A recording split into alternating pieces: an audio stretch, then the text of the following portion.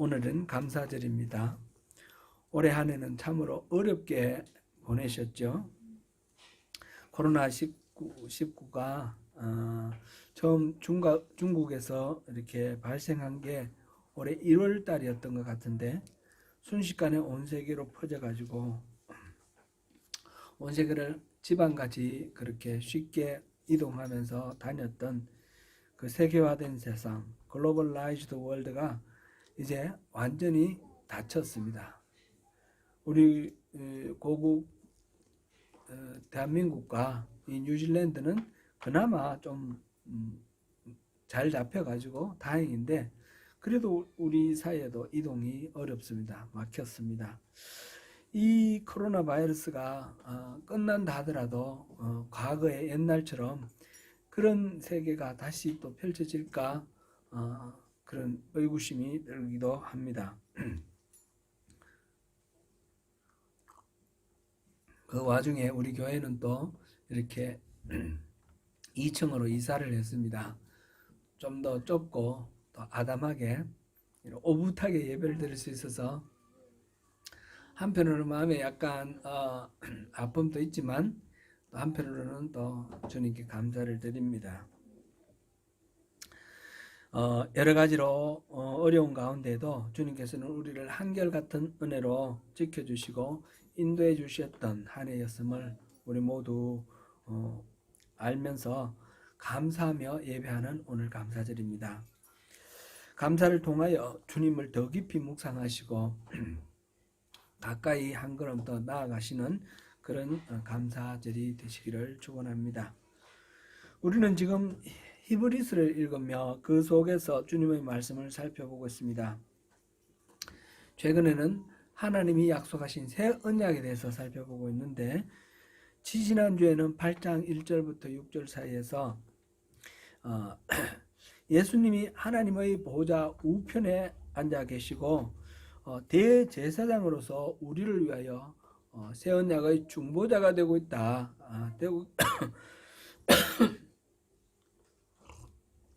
새 언약의 중보자로 계신다라는 사실을 우리가 확인을 했습니다. 예수님이 맡고 계시는 이 직분은 하나님이 약속하셨던 이 새 언약을 확실하게 보증한다라는 그런 의미입니다. 그리고 지난주에는 8장 7절부터 13절까지 특별히 새 언약의 4가지 성격을 살펴보았습니다. 새 언약의 4가지 성격 한번 기억을 되살리면서 한번 정리해 보면 좋겠습니다. 첫째는 새 언약은 평화의 언약입니다. 이스라엘과 유다 남북으로 갈라졌던 이 이스라엘 민족에게 하나의 언약, 새로운 언약을 주시면서 통합하게 하시고 서로 갈등과 전쟁, 다툼이 있던 것을 다 씻고 평화롭게 하는 그런 새 언약입니다. 뿐만 아니라 모든 인류를 하나님과의 그 깨어진 관계에서 회복하게 하는 화목의 그 언약입니다. 두 번째 새 언약은 내적인 언약입니다. 새 언약은 옛 언약과 달리 옛 언약은 돌에다 새겼는데 새 언약은 마음에 새겼다 했습니다. 그래 내적으로 우리 마음 속에 우리 동기를 자극하여서 하나님 뜻을 우리가 기쁜 마음으로 감당하고 이룰 수 있도록 하는 그런 언약입니다. 세 번째로는 보편적인 언약입니다. 새 언약은 옛 언약은 이스라엘 민족을만을 대상으로 하는 언약이었지만 새 언약은 모든 민족, 남녀노소, 민족과 종교와 어떤 것을 가리지 않고 모두에게 문을 열어놓으신 그런 언약입니다. 네 번째 새 언약은 관대한 언약입니다. 우리의 어떤 죄라도 용서하시겠다는 그런 관대한 약속입니다. 다시 한번 정리해 볼까요? 첫 번째는 평화의 언약, 두 번째는요 보편적인 언약, 세 번째는 두 번째가 내적인 언약, 세 번째가 보편적인 언약, 네 번째가 관대한 언약. 우리가 또 이렇게 마음에 한번 새겨 두시면 좋겠고요. 다 기억할 수는 없습니다. 이 중에 가장 핵심적인 거는 두 번째 언약, 두 번째 말씀드린 내적인 언약, 우리 마음에 새겨두신 언약이다라는 그런 점입니다. 그런데 8장 13절을 우리 한번 읽어보겠습니다. 오늘 9장 1절부터 본문을 했는데 지난주에 본 8장 13절 같이 읽어보겠습니다. 시작. 새 언약이라 말씀하셨음에 첫 것은 낡아지게 하신 것이니 낡아지고 쇠하는 것은 없어져 가는 것이니라. 예, 여기서 보니까 옛 언약은, 첫 언약은 없어질 것이다 하였습니다. 낡아지고 소멸되고 나중에 없어질 것이다. 그런 언약을 왜 주셨을까요? 없어질 거면 아예 안 주셔도 되는 것 아니었을까요? 이런 의문을 가지면서 그 옛 언약에 대해서 그리고 새 언약과의 관계 속에서 옛 언약은 어떤 의미를 가졌는가 오늘 함께 살펴보겠습니다. 첫 언약, 옛 언약은 비록 사라지는 그림자인 것임에도 불구하고 그것을 성급하게 무시할 수는 없습니다. 이 히브리서를 읽는 제1차 독자가 누구라 하였습니까?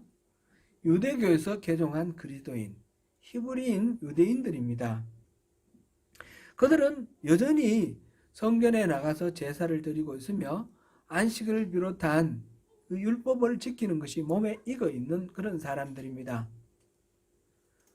그런 사람들에게 이 옛 언약은 전혀 아무런 의미가 없다라고 말하는 것은 굉장히 받아들이기가 쉽지 않을 것입니다. 오히려 그 옛 언약이 가지고 있는 의미를 발견을 해서 깨닫게 될 때 오히려 더 새 언약에 대해서 마음이 열릴 것입니다. 옛 언약은 분명히 부분적인 가치밖에 없지만 그래도 그 존재의 의미는 없다 할 수 없습니다. 이것이 히브리서 기자가 강조하는 점입니다. 먼저 옛 언약에도 하나님을 섬기는 예법이 있고 또 세상에 속한 성소가 있다라고 그렇게 1절에서 말했습니다. 이 성소, 성막을 말합니다. 이 성소는 이스라엘이 출애굽을 하였을 때 하나님께서 시내산에서 주신 그 명령대로 모세가 그곳에서 본 양식대로 그렇게 만들어진 성막입니다.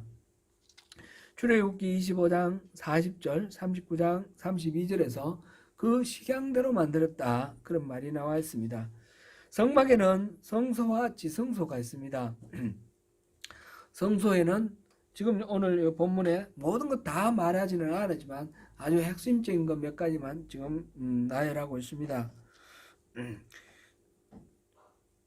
첫 장막 안에는 등잔대와 상과 진설병이 있다 라고 했습니다. 그리고 성소라에 걷는다 그랬습니다. 이 등잔대, 이 성막 안에 피어진 7불로 이렇게 갈라진 이 등잔대, 잠시도 이 등잔대는 꺼지지 않도록 늘 아침 저녁으로 이 불을 봐야 되는데 그렇게 해서 세상을 밝히는, 세상의 어둠을 밝히는 세상의 빛이다라는 그런 이미지를, 그런 의미를 갖고 있습니다. 그 다음에 상과 이 진설병, 이 상 위에 진설병이 놓여 있는데 이것은 생명의 양식이라 그런 뜻입니다.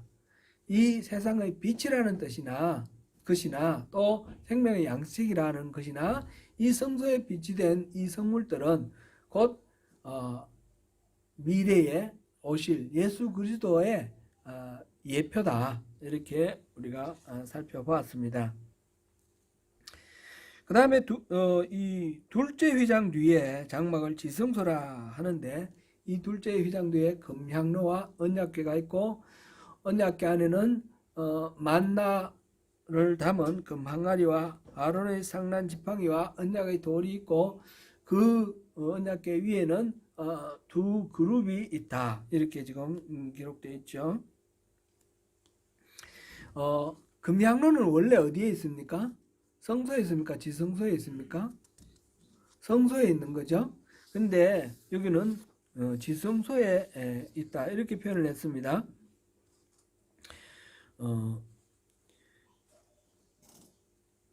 이 이유는 본래 성소에 비치하는 것이지만 대제사장이 이 향로를 피워서 1년에 한 번 지성소로 들어갈 때 이것을 피워서 들어가서 이 금향로에서 나오는 이 연기가 그 지성소 안을 가득 채울 때 그것이 바로 하나님의 임재를 상징하는 것입니다. 그 시내산 꼭대기에서 구름과 그 천둥, 번개, 지진 이것이 함께 이렇게 우르릉쾅쾅 하면서 그 구름 속에서 하나님이 임재하셨던 것처럼 이 금향로에서 나오는 연기가 바로 하나님의 임재를 상징합니다. 그래서 위치는 성소에 있지만 이게 소속이 지성소의 것이다. 그렇게 해서 지성소에 있다라고 표현을 했다. 이렇게 우리가 생각하면 되겠습니다. 언약궤 안에 만나는 무엇입니까? 40년 동안 이스라엘 백성들이 출애굽을 해서 광야를 헤맬 때에 하나님께서 매일같이 하루도 빠짐없이 먹게 해주신 그 생명의 양식이죠. 그 양식을 후손들에게 하나님께서 이렇게 만나로 우리를 살리셨다는 것을 알리기 위해서 그 언약궤 안에 넣었습니다. 그 다음 아론의 쌍난 지팡이는 뭡니까? 이 아론이 대제사장으로 이렇게 임명받고 하나님의 뜻에 따라서 제사하는 것에 대해서 다른 사람들이 그 권위를 인정하지 않았을 때 하나님이 기름 부어 주셨다라는 것을 증명하는 그런 것이 바로 쌍난 지팡이입니다. 지팡이에 싹이 났습니다. 그리고 세 번째로는 바로 언약궤, 하나님의 약속의 말씀, 십계명을 새겨놓은 그 언약의 돌판입니다.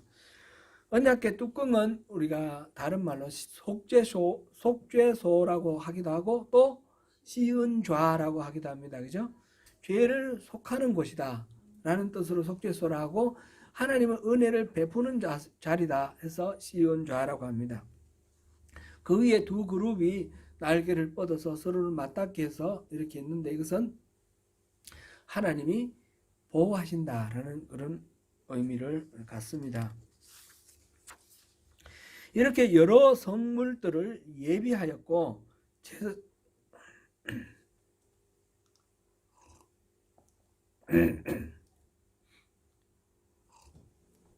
제사장은 항상 장막에 들어가 하나님을 섬기는 예식을 행했습니다. 다만 둘째 장막 지성소에는 대제사장이 1년에 한 번, 단 한 번밖에 들어갈 수 없고 그리고 그때는 대제사장이 자기 자신의 허물을 위해서 또 집안의 허물을 위해서 백성의 허물을 위해서 속죄제를 드리고 속죄의 그 제물의 피를 가지고 들어가야만 들어갈 수 있었습니다. 대제사장이 지성소에 들어가는 날, 그날은 언제냐면 대속죄일입니다. 히브리 달력으로 7월 10일 대속죄일인데 이 대속죄일과 나팔절과 뒤에 초막절 이 세 가지가 하나로 연결되어 있습니다. 7월 1일이 나팔절인데 나팔을 불어서 온 이스라엘 백성들에게 하나님의 그 임재하심을 이렇게 알리는 선포하는 그런 의미를 갖습니다. 그래서 대속죄일 날 백성들이 모두 하나님 앞에 나와서 죄를 회개하고 속죄의 제사를 드리도록 그렇게 선포하는 것입니다. 그리고 7월 10일이 대속죄일입니다. 이날 대제사장은 자기의 죄와 또 자기 집안의 죄 그리고 온 나라 온 백성들의 죄를 용서받기 위해서 그 제물을 잡아서 피를 가지고 이제 지성소로 들어갑니다. 7월 15일부터 8일간이 초막절입니다. 광야에서 초막 생활을 하던 40년간을 기억하면서 그동안 지켜주신 하나님 은혜에 감사드리는 그런 축제입니다. 이때에 이스라엘 백성들은 집 밖에 초막을 짓고 광야 생활을 체험을 합니다. 오늘날 또 유대인들 근본주의적 유대인들은 이스라엘이라는 나라를 만들고 지금 그거 모여 살지 않습니까? 그 현대화된 이스라엘 사람들도 초막절에는 마당이나 아니면 옥상에 초막을 치고 그렇게 일주일 동안 지낸다고 합니다. 이 초막절은 다른 말로 수장절이라고도 합니다. 수장절, 초막은 텐트를 치고 산다는 의미고, 수장이라는 말은 거둔 곡식, 한해 동안 거둔 곡식을 갈무리한다는 뜻입니다. 다시 말씀드리면 이 초막절은 추수감사절하고 같은 날이 됩니다. 대속죄일 날, 그러니까 7월 10일 날 대속죄일 날 죄를 회개하고 죄를 용서받는 것과 7월 15일부터 8일 동안 하나님께 이 베풀어 주신 은혜에 감사하는 이 감사절이 하나로 연결되어 있다는 것, 이것을 우리가 유념해 두면 좋겠습니다. 자, 여기서 8절부터 10절까지, 지금 7절까지 내용 그렇게 살펴봤고요. 8절부터 10절까지 우리 한번 보겠습니다. 같이 읽어봅니다. 성령이 이로써 보이신 것은 첫 장막이 서 있을 동안에는 성소에 들어가는 길이 아직 나타나지 아니한 것이라. 이 장막은 현재까지의 비유니 이에 따라 드리는 예물과 이런 것은 먹고 마시는 것과 여러 가지 씻는 것과 함께 육체의 예법일 뿐이며 개혁할 때까지 맡겨둔 것이라. 첫 언약의 예법과 성소를 통해 보여주시는 이 첫 언약 예법 그리고 성소, 이걸 통해서 보여주시는 이 첫 언약의 한계를 지금 말하고 있습니다. 첫 언약은 첫 장막이 서 있을 동안에는 지성소로 들어가는 길이 열려져 있지 않다라는 것을 우리에게 보여줍니다. 다만 대제사장이 1년에 한 번씩 속죄 제물을 피를 가지고 들어갈 수만 있을 뿐 다른 누구도 그 하나님 임재 앞에 들어갈 수 없습니다. 지성소가 바로 하나님을 임재하는 장소인데 거기는 아무도 들어갈 수 없다라는 것입니다. 두 번째, 이 성막은 장차 있게 될 것의 비유다 이렇게 표현했습니다. 본질적인 것이 아니고 비유인 것이고 그림자인 것입니다. 즉 하나님이 늘 임재하여 계시는 참 장막인 하나님의 보좌 우편에서 지금 대제사장 역할을 하고 계시는 예수님, 그 예수님이 오시기 전에 보여주었던 하나의 비유다라는 것이죠. 세 번째, 이 성막에서 드리는 제사와 예물로는 섬기는 자의 양심까지 온전하게 할 수 없다라는 것입니다. 네 번째는 이러한 제사 제도는 개혁할 때까지 있는 그런 잠정적인 조치다. 임시적인 그런 조치다라는 것입니다. 그러니까 이 첫 번째 언약으로는 하나님을 직접 대면할 수도 없고, 그냥 예수님의 지금 우리가 겪고 있는 이 사역을 그냥 미리 비유로 보여준 것일 뿐이고, 그 다음에 그것으로 인해서는 이 죄인이 양심까지 온전하게 될 수가 없으며, 이러한 제사 제도는 그냥 잠정적으로 둔 것일 뿐이다 라는 것이죠. 첫 언약의 한계, 이거는 임시적인 조치다, 인트림 그런 존재다라는 것을 알 수 있습니다. 그러면 이 인트림으로 있는 이 첫 언약, 그리고 8장 마지막 절 13절에서 뭐라고 그랬습니까? 이거는 사라질 것이다 그랬습니다. 사라질 것, 없어질 거다 그랬는데, 잠정적으로 있고 없어질 것, 이것은 또한 어떤 의미를 갖는 것인가 하는 것입니다. 옛 언약은 그냥 소멸하는 것이 아닙니다.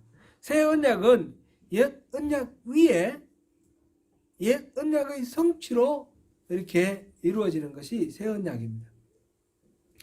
옛 언약은 아무 의미 없고 새 언약만 의미 있는 것이 아니라 이 새 언약이 있기 위해서는 옛 언약이 필요했다라는 거죠. 옛 언약은 새 언약으로 성취가 되었다, 완성되었다 이렇게 표현하는 것이 더 맞는 말이겠습니다. 옛 언약은 성소에서 지성소로 나아가는 길이 없다 하였습니다. 하나님의 임재 앞으로 나아가는 그 길은 대제사장이 1년에 한 번밖에 갈 수 없다. 피를 가지고 갈 수밖에 없다 그랬습니다. 성막의 성소와 지성소를 가르는 이 장막은 이 휘장은 중요한 의미를 가지고 있습니다. 지성소 안에는 하나님이 계십니다. 지성소 안에는 사람을 만나주기 위해서 하나님이 계시는데 사람은 그곳에 들어갈 수 없습니다. 성소에는 사람들이 하나님을 섬기기 위해서 열심히 섬기면서 성소에 가 있습니다. 그런데 그곳에는 하나님이 없습니다. 그러니까 하나님과 사람은 서로 대면할 수 없는 그런 상황이라는 것이죠. 휘장이 그렇게 가려놓고 있습니다. 왜 그렇습니까? 하나님은 거룩하시고 인간은 죄인이기 때문에, 하나님은 사랑하셔서 인간을 만나기를 원하시지만 인간은 죄가 있어서 하나님 앞에 갈 수 없는 것입니다. 이제 새 언약에서는 예수 그리스도가 대제사장이 되셔서 자기 자신을 희생제물로 삼으시고 십자가에 달려 죽으심으로 인해서 이제 그 길이 열렸습니다. 예수님께서 십자가에서 숨지시는 그 순간 그 성전에 지성소와 성소를 가르던 그 휘장이 위에서부터 아래로 찢어졌다 그랬습니다. 아래서부터 위로 찢어진 것이 아니고요, 위에서부터 아래로 찢어졌어요. 하나님이 찢으셨다라는 것을 나타내는 그런 말입니다. 왜 이렇게 찢어졌습니까? 더 이상 이 휘장이 하나님과 사람 사이를 가로막는 역할을 하지 않는다는 것입니다. 거룩하신 하나님을 죄인인 인간이 만나지 못하도록 휘장이 갈라놨는데 이제 휘장이 찢어져서 거룩하신 하나님과 이 죄인이 만날 수 있게 되었다는 것입니다. 이 죄인의 그 모든 죄를 예수 그리스도의 피로 덮어주셨기 때문에 의롭다라고 간주하고 만나 주신 것입니다. 이제 새 언약에서는 바로 그러한 하나님과 사람 사이의 만남, 하나님의 사랑과 하나님의 의가 통합을 이루었습니다. 사랑은 죄인을 가까이 하기를 원하고 의는 죄인을 멀리 하는데 이 사랑과 이 의가 이 예수 그리스도의 보혈의 피로 인해서 온전하게 통합이 된 것입니다. 예수님께서 십자가를 지신 이 사건은 그냥 이루어진 사건이 아닙니다. 예수님이 십자가를 지시고 화목 제물이 되신 것은 바로 옛 언약의 약속에 따라서 그렇게 된 것입니다. 새 언약은 말하자면 옛 언약이 이루어진 것입니다. 그리고 예수님이 하나님의 보좌 우편에서 대제사장으로 오늘도 우리의 죄를 변호하면서 그 대제사장의 직분을 맡고 계시는데 이것도 또한 옛 언약에서 정해진 대제사장의 역할인 것입니다.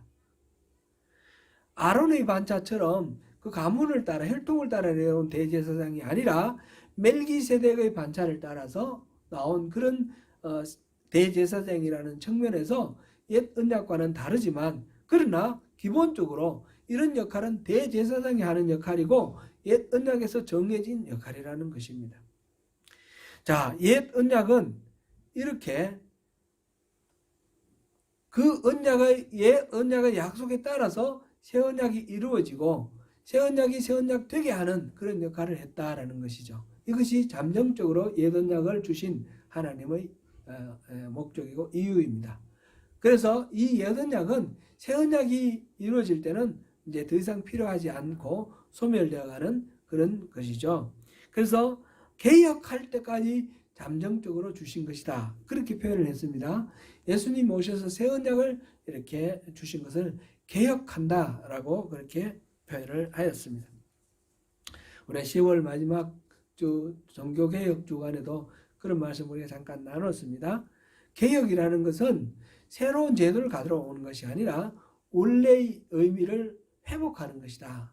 라는 그런 말씀을 우리가 나누었는데, 예수님께서 이 하나님이 주신 옛 언약의 그 본질이 어그러지고 훼손되는 것을 원래의 의미로 회복시키기 위해서 완성시키신 것이, 그것이 개혁이다, 그것이 예수님의 사역이다 하는 것을 여기서 다시 한번 점검할 수 있습니다. 사랑하는 성도 여러분, 우리에게는 그 옛 언약, 잠정적인 조치, 어떤 옛 언약은 끝났습니다. 2000년 전에 이미 예수님 오심으로 그 잠정적인 조치는 끝나고 개혁이 완성되었습니다. 그래서 길이 열렸고 언제나 예수의 이름으로 하나님을 만날 수 있는 그런 존재들입니다.